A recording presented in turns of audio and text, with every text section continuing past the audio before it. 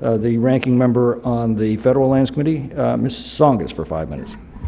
Thank you, Mr. Chairman. First, I'd just like to address the issue of the Endangered Species Act, and as you all have had the discussion, Dr. Ash and Mr. Chairman, about potential changes, I just want to be sure that whatever changes are discussed, we don't throw the baby out with the bathwater, because the Endangered Species Act has served as one of our nation's bedrock environmental statutes for over 40 years.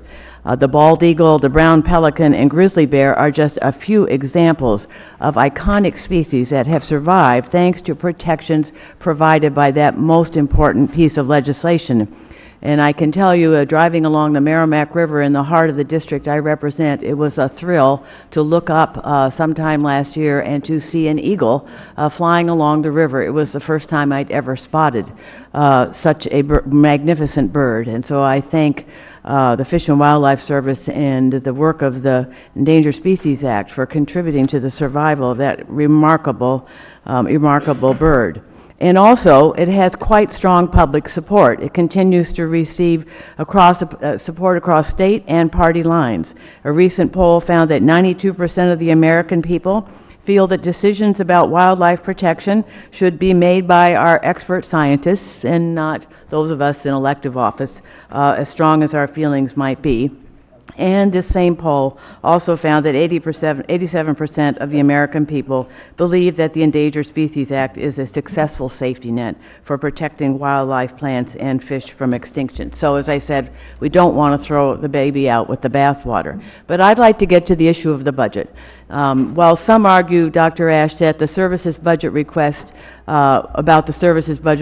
we heard last week from Secretary Jewell that the Department of Interior's budget request actually generates more revenue for the U.S. Treasury than its annual appropriation.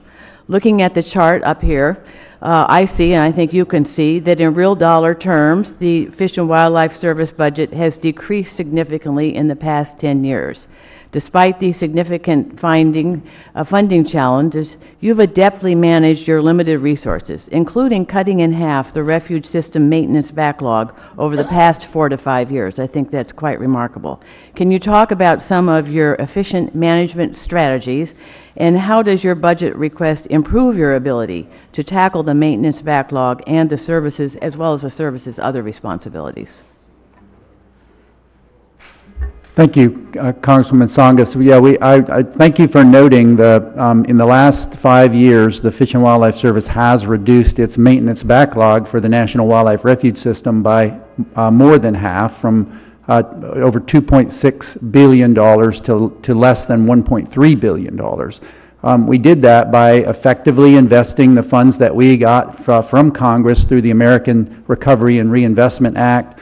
We have done that by prioritizing maintenance and identifying facilities that we were not going to be able to maintain and taking them off of our maintenance list, demolishing facilities that were dilapidated, removing them, and setting priorities. And so we have been setting effective priorities. We've been doing the same with in the endangered species context. Much is made of the settlement agreement that we reached with the Center for Biological Diversity and Wild Earth Guardians, but what that has done is it's gotten us out of court. Our deadline-related litigation has declined by 90%. So we're out of court and we're in the field. We're working on endangered species conservation and recovery. That's a huge efficiency, and it's paying dividends because we have now in this administration delisted 21 species, more than any previous administration, and if we stay on track with our current schedule,